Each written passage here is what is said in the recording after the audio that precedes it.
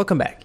In this lesson, I'll show you how to install Bootstrap into your own applications, and then once we've done that, I'll show you some of the important basics of using Bootstrap. So I'm on getbootstrap.com, just on the home page, and there's a link here, download Bootstrap. And it's not actually a direct download link because we have two main choices for how to use Bootstrap.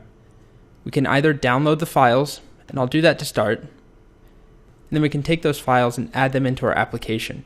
Before I go any further, I do have a simple HTML file that I'm calling basics.html, and I'll just add a title, and we'll just add in a few different elements of Bootstrap once we have it installed. So we won't make anything comprehensive, we'll just use it as a playground for some of the basic Bootstrap components.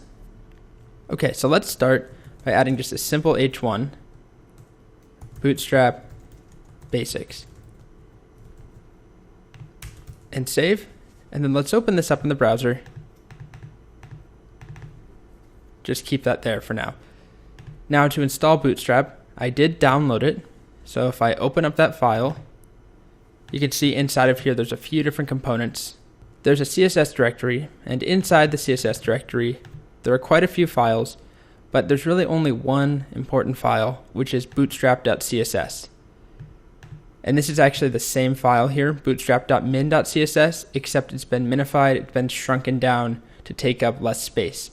So these two are the important files to actually use Bootstrap.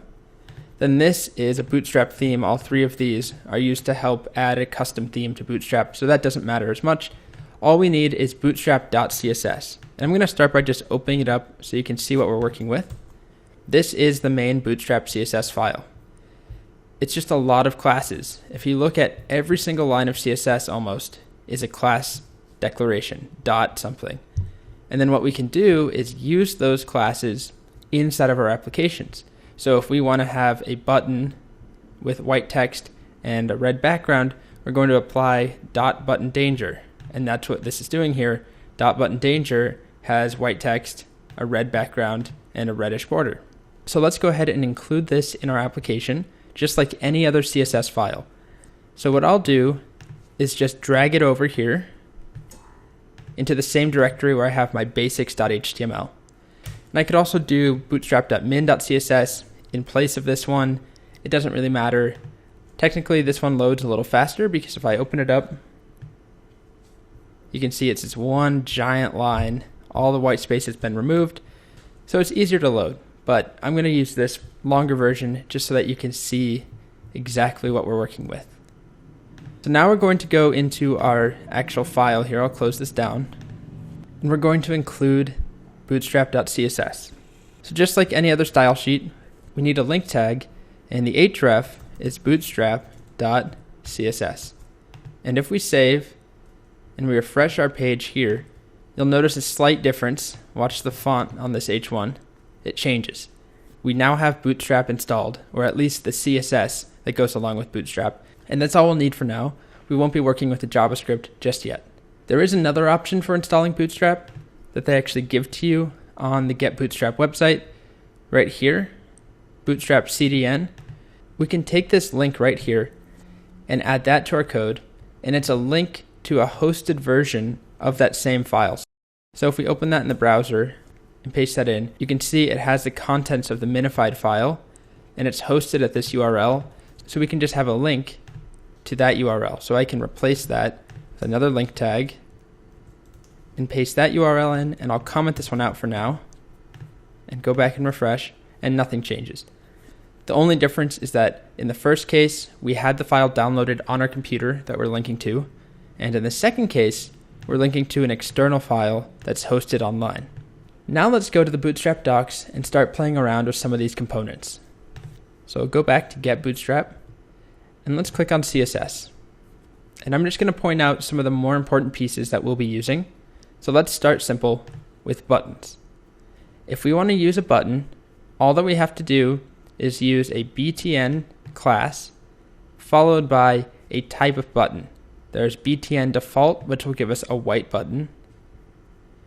But there's also btn primary, btn success, info, warning, danger, and link. And they all are styled slightly differently. And of course we can change these colors on our own, but we're going to just use the built-in ones to start. And as you can also see up here, we don't have to only use a button element. We can use an anchor tag, a button, or an input. So let's try that out. Below this H1, let's just add in a button tag. And this button tag should just say, click me. And if we just refresh the page right now and take a look at that, it's a pretty ugly button. But if we go and add that class, btn, and then btn, let's do success and save, we now get this awesome green button. So pretty easy to get some basic styles going. And let's go back and I'll show you a few other things about buttons. There are different sizes that we can use as well. And it's really easy. We just need to add in either button large, button small, or button extra small. So let's try it out. After button success, and it doesn't have to go after, it doesn't matter the order of the classes, but I'll do it after here, btn, and let's do extra small. And refresh our page. There we go.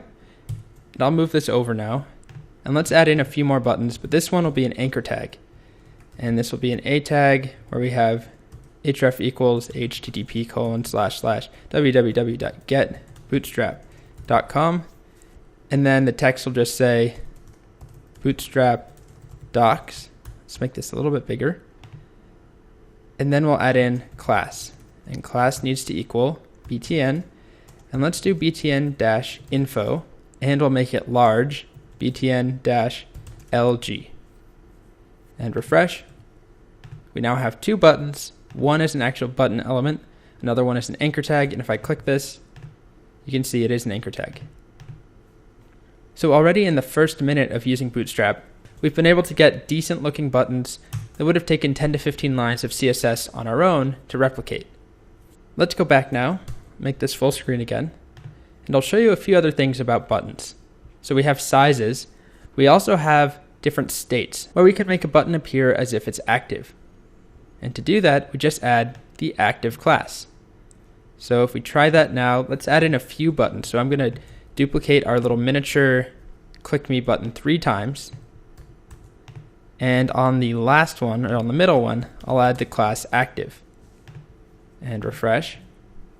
And you can see, hopefully that shows up well enough on the screencast, that this one appears active.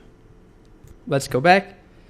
And we can also disable a button by adding in this attribute, disabled equals disabled.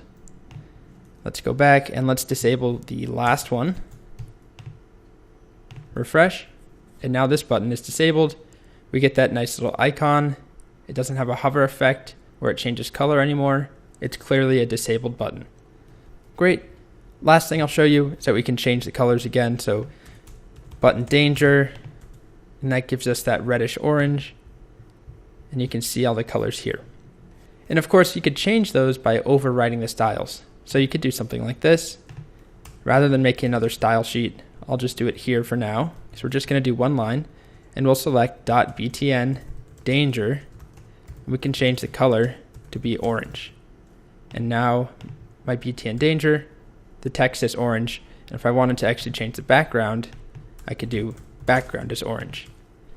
And that's how you can go in and override the styles. So you don't have to use what Bootstrap gives you out of the box. And most places don't. Okay, so that's buttons, and that's all I'm going to do in this video. I just wanted to give you a really quick taste of how Bootstrap works. This pattern of adding classes to existing elements, and those classes are defined in that bootstrap.css file. In the next video, I'm going to highlight some of the other important pieces that come with Bootstrap, including forms and inputs.